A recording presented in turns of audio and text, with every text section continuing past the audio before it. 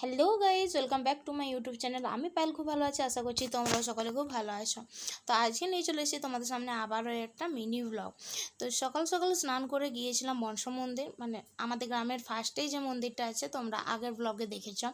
তো মনসা মন্দির গিয়েছিলাম পুজো দিতে, কারণ অনেক দিন ধরে ভাবছিলাম পুজো দেবো, মানে মনসা ঠাকুরের নিয়ে অনেক স্বপ্ন দেখেছি, দিদিও দেখেছিল, আমিও দেখেছিলাম, তাই ঠিক করলাম যে মনসা পুজোটা দেওয়াই যাক। তারপর মন্দিরে চলে এসেছি। মন্দিরে এসে এক কাণ্ড, মন্দিরে মানে চাবি লাগানো ছিল, তো চাবি লাগানো ছিল, কার কাছে যে কাঠি ছিল সেটা ছিল না। তারপর এখানে মোটামুটি আমরা বোধহয় 10 মিনিট দাঁড়িয়েছিলাম।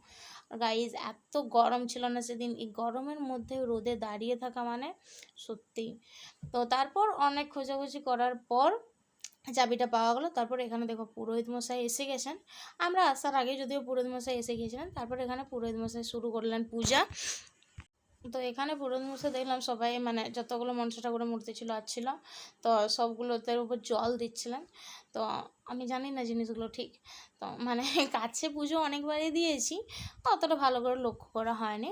তো তারপর এখানে জল দিয়ে দেওয়ার পর প্রণাম করছিলেন সম্ভবত। তারপর প্রণাম করার পর এটা সিঁদুর দিচ্ছিলেন, দেখলাম যে মানে যতগুলো ঠাকুর ছিল প্রতিটা ঠাকুরকে সিঁদুর লাগানো হচ্ছিল। আর এই দিকে দেখো আমার অবস্থাটা কি হয়েছে, মানে পুরো গরমে ঘেমে আমি ভূত হয়ে গেছি। তোমরা দেখতেই পাচ্ছ, মানে স্নান তো করেছিলাম, তারপর আবার এতটা গরম দিচ্ছে, তাই পুরো ভূত হয়ে গেছে। ফেসটা থেকে আশা করছি তোমরা বুঝতেই পারছো, দেখতেই পাচ্ছ আর কি কীরকম ঘেমে গেছি। তারপর এখানে দেখো আবার পুজো শুরু হয়ে গেছে। তো আমার একটা জিনিস ভুল হলো কি, হ্যাঁ এখন পুজো শুরু হচ্ছে, আমি এটা তোমার আগেই বলে দিচ্ছি, কারণ ভয়েসটা আমি পরে দিচ্ছি। তো তো মানে আমি পুরোটা ভিডিও করলাম ঠিক, এই মাঝখানে আমি একটা জিনিস ছেড়ে ফেলেছি, মানে ভিডিওটা করতে ভুলে গেছি।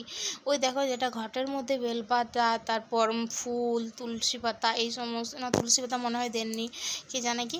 তো এই যে দুধ দিচ্ছেন, তো এইটা আর কি মানে যখন নামে পুজো দেওয়া হয়, তোমরা হয়তো জেনে থাকবে যে মন্দিরে পুজো দিতে গেলে সবাই নামে নামে পুজো দেয়।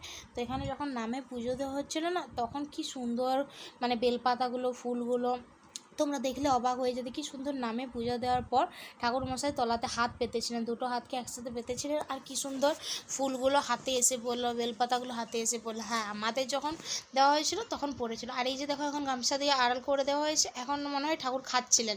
এটা আর কি হয়, বাড়িতে পুজো দিলে কী হয় বলো তো, আমরা কী করি, দরজাটা বন্ধ করে দিই। তারপর এখানে দেখো মানে প্রদীপ দিয়ে মানে উঠিয়ে দেওয়া হচ্ছিলো, তারপর ধূপ দিয়ে হাত দিয়ে উঠিয়ে দেওয়া হলো। তো গাইজ ওটা আমার অনেক বড় ভুল হয়ে গেলো, আমি ওটা দেখাতে পারলাম না তোমাদেরকে।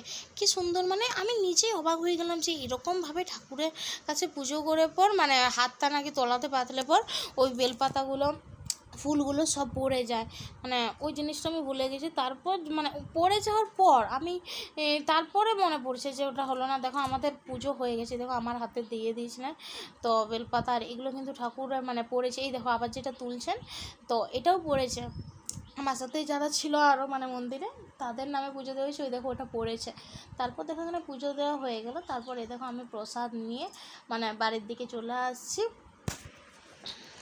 হাতে ফাইনালি প্রসাদের থালাটা চলে এসছে। তারপর এখানে আমি বাড়ি চলে এসেছি, এসে পর আমার অবস্থা আবার সে আগের মতো পুরো ভূত হয়ে গেছে। মানে গ্রামের সামনেই তো, মানে আমাদের বাড়িটার সামনে মন্দিরটা, মানে গ্রামে ঢুকতে ফার্স্টে, আর আমাদের বাড়ির সামনে। বাড়ি চলে এসেছে। আজকের মিনি ব্লগটা এই পর্যন্ত, দেখা হচ্ছে নেক্সট ব্লগে, বাই।